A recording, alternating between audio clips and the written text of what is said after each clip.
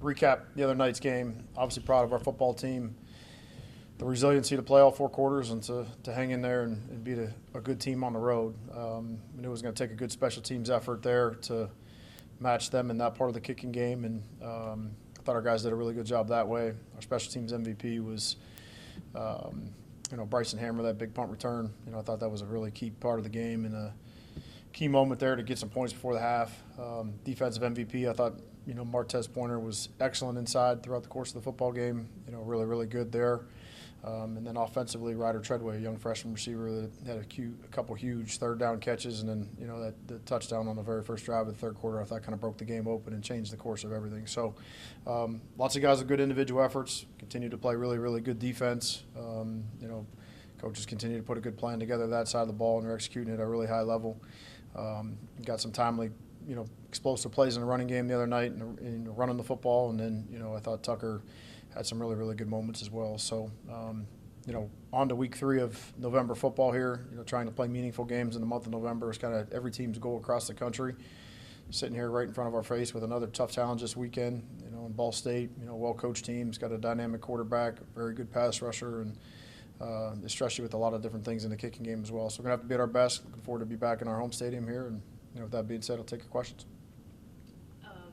Ball State's a team, obviously they had a disappointing loss last week, which, barring unforeseen circumstances, that they're, pretty much out of contention for the championship at least. But, when you have a team that's, hungry to pull the upset, I'll say, and, still fighting for a bowl game, just what is the mentality of just, taking this as any other game, but also, just quieting them early and,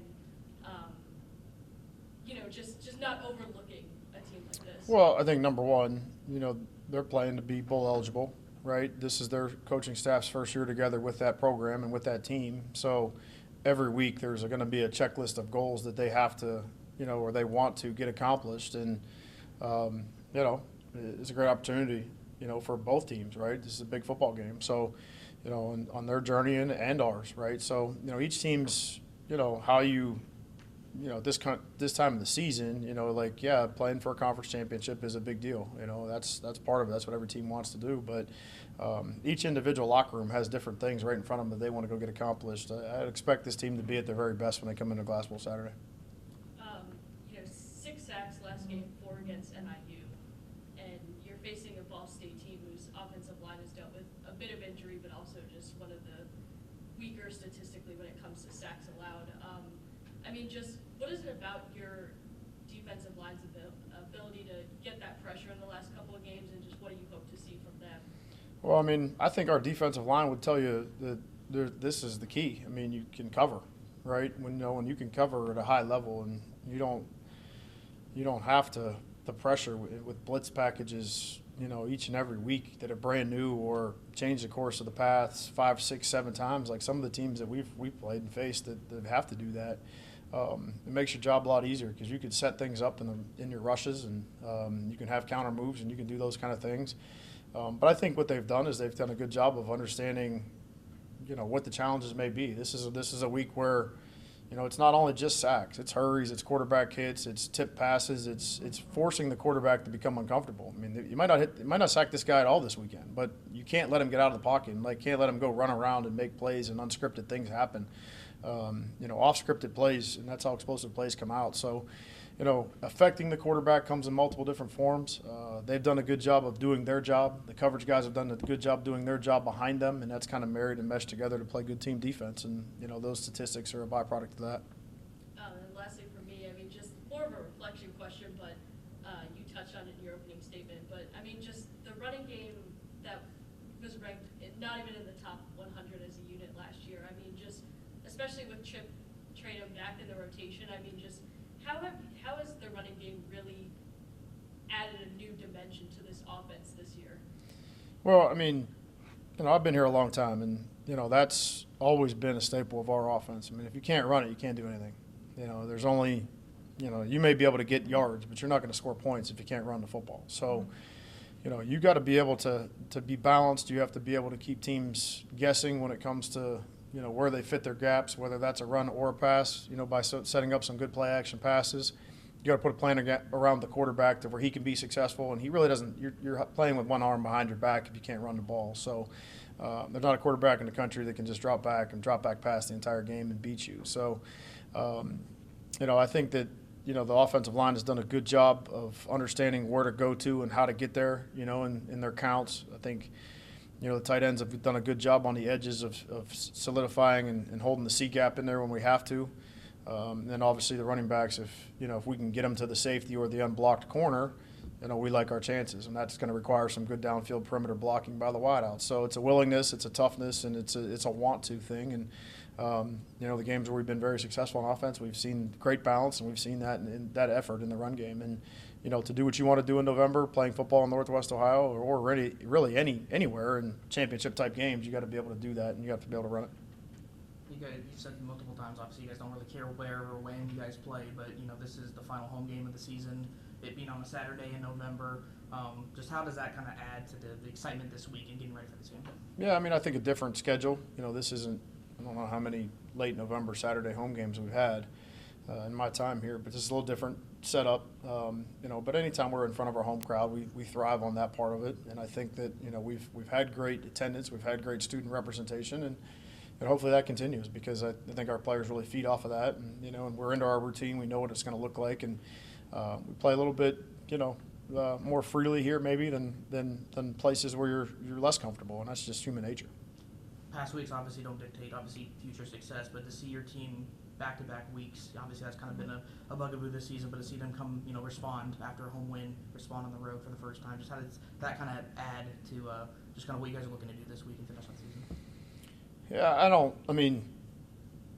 at the beginning of November, I kind of laid it out for them, told them like there was going to be 29 days here, like we're going to know what our fate of our team is going to be, and what that is and where we're at, and then we're under 15 of those days now. We've handled 2 weeks really, really well, day by day, hour by hour when it comes to the preparation of what that looks like. And I get it. Nobody wants to hear any of that because that's coach speak and everybody talks about that. But, you really aren't anything if you don't have a great process. So hopefully we continue to have a great process of what a week looks like. And, that the reproductive, that can reproduce itself on Saturday of what the work looks like during the week. And, we got a lot of, this is the seniors' last game in the Glass Bowl. I don't take that lightly. I think that's a big deal. You're always going to remember that one. Whatever the outcome of the game is Saturday, they'll always remember that game. The next time they come back into that stadium to watch a football game, when they're done and graduated and on to the next thing, they're going to have those memories from that game. So you want to send them out the right way that way. You want a great fan representation, like I said, and you want to go play really, really well and put a great product on the field for those guys. And then you mentioned Ryder at the beginning. Just kind of, how would you assess just his growth as a true freshman to kind of step up and be that alternate option to junior? Yeah, I think, kind of gets lost here a little bit that, we started the season, without Zamarian Lang and without J.D. Willoughby. Those two guys would have been starters or pushing to be starters. Obviously we know we're going to get out of junior. Trayvon Rudolph has stepped up in some key moments here. Then you go to the next core of guys of like where and when when they get their moments, can they maximize their chances? And Ryder's done a great job of that. A few third down catches that I thought were big in the game Friday the other night, and obviously, like I said, that touchdown catch was really a key play in the game. So when you throw him the ball, he catches it, and when he's supposed to block the corner, he blocks the corner. When he's supposed to crack the safety, he cracks the safety. He's reliable. He does what he's supposed to do. He's coachable, and he gives great effort, and he does that in the kicking game too. So ultimately, at the beginning of this thing, for every player, I see Avery Smith over there who gives great effort in the kicking game still, but he did as a freshman. I see Malachi Davis who makes all the protections and all the moves and calls on the punt team, and he did his early in his career. Sherm's back there. Like, these guys have done this in the kicking game before they ever did it on offense and defense. So he's finding his way and forging his path that way as well as playing good on offense. The secondary's been great all season, but can you speak to the growth of it? Of course, it's been elite, but to hold a quarterback to 11 and 38 passing is just insane, even if he was expecting to be starting or not. So what have you seen growth-wise from the secondary? Yeah, I think that each team presents different challenges, right? Each team's going to require a different piece of the pie as it pertains to the plan, right? Like, you put all this stuff in on defense, and there's, this big package of things, and then each week this particular, piece of that pie is going to be used. So, whether that's playing cover 2, whether that's playing man, whether that's playing quarters or cover 3 or whatever, they've done a good job communicating, and you don't see explosive plays getting thrown over our head and guys running free with nobody around them. I mean, sometimes one-on-one plays happen. That happens. That's football. That's high school football. That's college football. That's NFL football. So I just think the communication is really good. I think they're very mature. You know, they haven't taken a bunch of them, but I think you can take a punch and they can rebound and they can be resilient, play the next play. Anybody that's ever been a good defensive back's got to have a short memory because it happens fast. I mean, you give up a first down, you can't put your head in your you know what. You got to come back because they're probably going to they're going to try you on the next play. So, I think those guys have done a good job with that. You know, it's led to really competitive practice with the receivers that we have here, and you know, they kind of iron sharpens iron. They continue to improve and get better, as you mentioned. And in your offense, the trend has been a QB in his second year starting usually takes that jump. So how have you seen Tucker take that and really open up a lot of things for your offense? Well, I don't here's two statistics that I think get very skewed: sacks and interceptions. Like, I think those things can be skewed a lot of different ways. And to me, sacks is a quarterback statistic. It's not an offensive line statistic. Sometimes interceptions are not a quarterback statistic, right?